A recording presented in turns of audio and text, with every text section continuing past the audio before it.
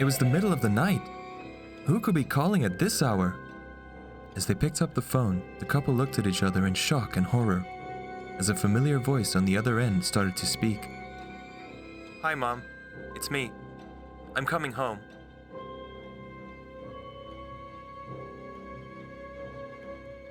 It all started 15 years ago in the small town of Cedar Grove when a little girl called Emily went missing. She was a bright and curious 8-year-old, loved by everyone who knew her. Her parents, Mark and Linda, were respected members of the community, known for their kindness and generosity. But in a wicked twist of fate, all of this would change one evening. Earlier that day, Emily was playing hide and seek in the garden of her family home with her 2 cousins who were visiting at the time. The family's garden was quite big and ran alongside a small nearby pond and a large cornfield, which were behind a large fence with a locked gate. So when it was Emily's turn to hide, she ran off, but she never seemed to shout out that she was ready to be found. Her cousins didn't hear the gate unlocking, and they didn't think she would have wandered out by herself. But as more time passed, and her cousins were still waiting for a sign from Emily, the call never came. After about 5 minutes of waiting, the cousins decided to run and find Emily anyway, and try to jump scare her wherever she might be hiding. But as the minutes passed by and the kids continued looking, they started to get worried, and the fearful realization began setting in. Emily was gone. Eventually, the kids started to panic, and they alerted Emily's parents, who began frantically searching for their daughter. But they too were not able to find the little girl, so they quickly called the police to help locate her. A couple of hours later, the entire area was swarming with police, friends, neighbors, as the community banded together to help search for Emily. But sadly, they found nothing. The search for Emily lasted months. Posters with her innocent face were plastered everywhere, and more townspeople joined in the desperate hunt to find her. Despite their tireless efforts, though, no trace of Emily was ever found. The parents were left heartbroken, their lives shattered by the mysterious disappearance of their beloved daughter. But the truth of what really happened to Emily was so much darker than anyone could have imagined. The reality of that evening was that while the kids were playing outside, an argument had erupted between Emily's parents, Mark and Linda. Emily, in her mission to find the perfect hiding spot, had stumbled upon a heated conversation between her parents about secrets they had been keeping and things that she was not meant to hear. Upon realizing what she was hearing, Emily tried to run away and find a different hiding spot, but her father spotted her hiding behind the window and quickly ran after her. In an explosive fit of rage, he accidentally grabbed her by the throat and began shaking her with so much force that Emily's tiny neck gave way to the might of her father's heavy grasp. And just as quickly as that, her breathing stopped. By the time Mark had realized what he was doing, he let go of his daughter's neck, but it was too late. He had choked her to death.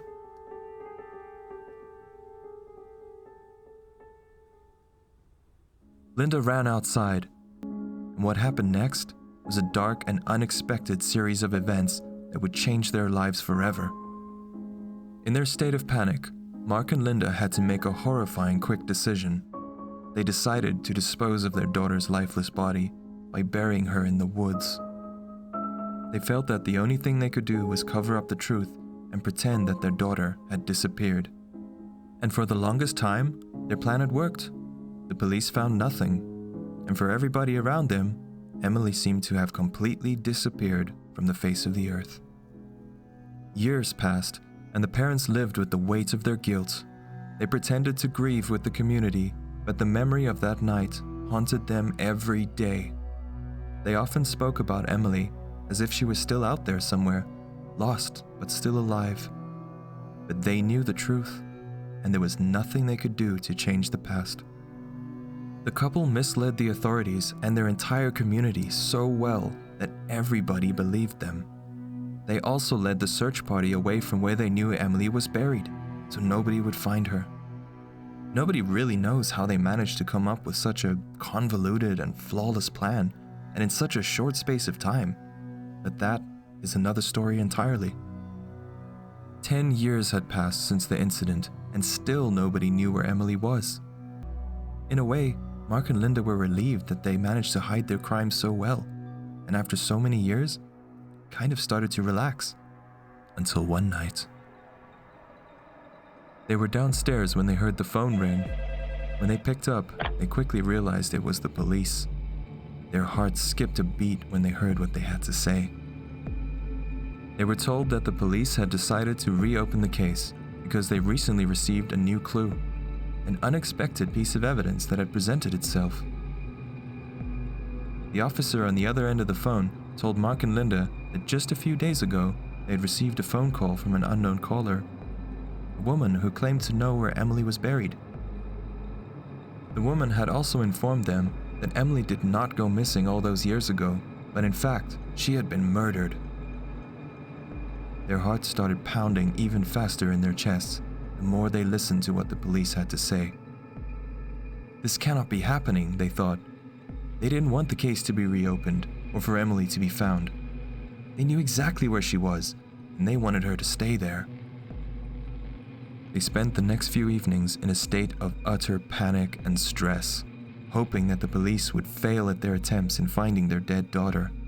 But they also started to wonder, who was that mysterious woman, and how would she even know where Emily was, or what had happened to her?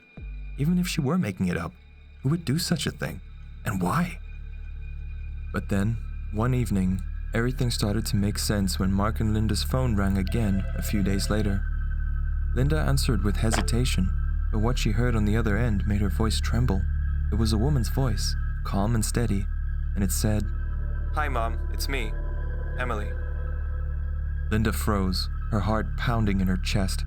She motioned for Mark to pick up the other phone. Together, they listened to the woman on the other end, their faces frozen with fear when they realized that the voice sounded exactly like Emily. "How can this be?" Linda whispered, her voice barely audible. "Emily is gone." "No, Mom, I'm here. I know what you did.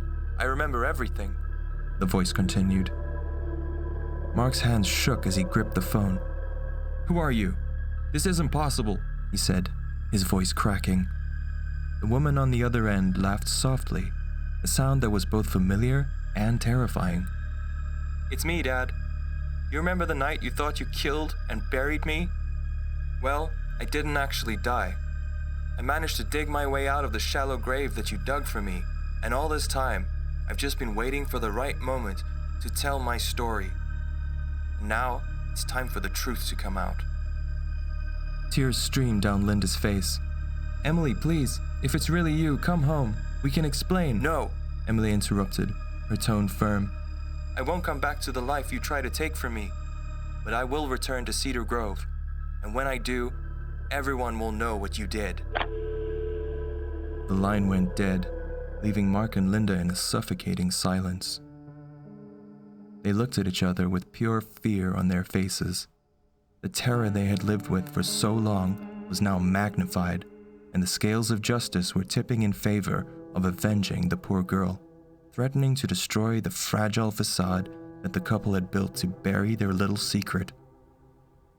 In the weeks that followed, the unexplainable happened, and rumors began to spread in Cedar Grove. There were murmurs of sightings of a young girl who looked remarkably like Emily, the little girl they remembered from all those years ago who had suddenly disappeared without a trace.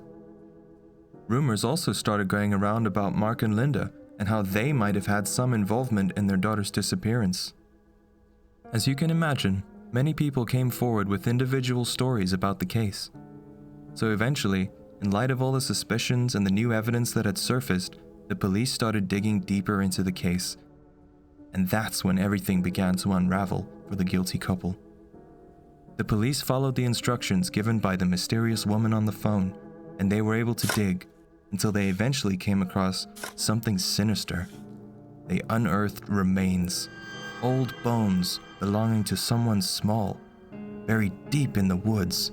They belonged to a little girl, and further testing confirmed that the DNA from the burial site was a match. It was her, Emily. Once the parents heard about the macabre discovery, they decided to confess. They could no longer live with the guilt anymore, so they just came forward. And as expected, one cold gray morning, Mark and Linda woke up to find their house surrounded by police. As they came out of their home, they saw that standing at the edge of the crowd was a little girl with striking blue eyes and auburn hair.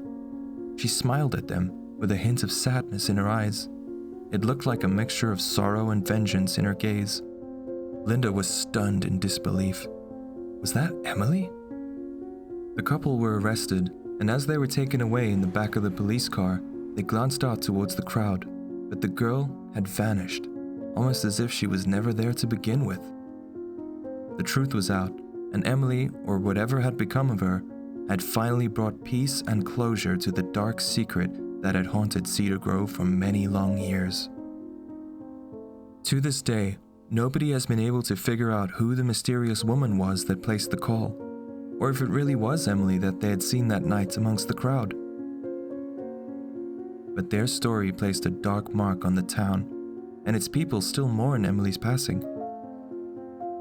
If you speak to some of the old folks who still remember that day, they might tell you they've been visited by a little girl from time to time, and that some nights, when it's real quiet, if you listen closely, you can hear laughter in the forest. Thanks for listening till the end. I hope you enjoyed this video. If you want to hear more stories like this one, consider subscribing so you don't miss any of our future uploads. It would mean a lot to us and it really helps us grow. Before you go, check out some of our other videos right here. Until next time, good night.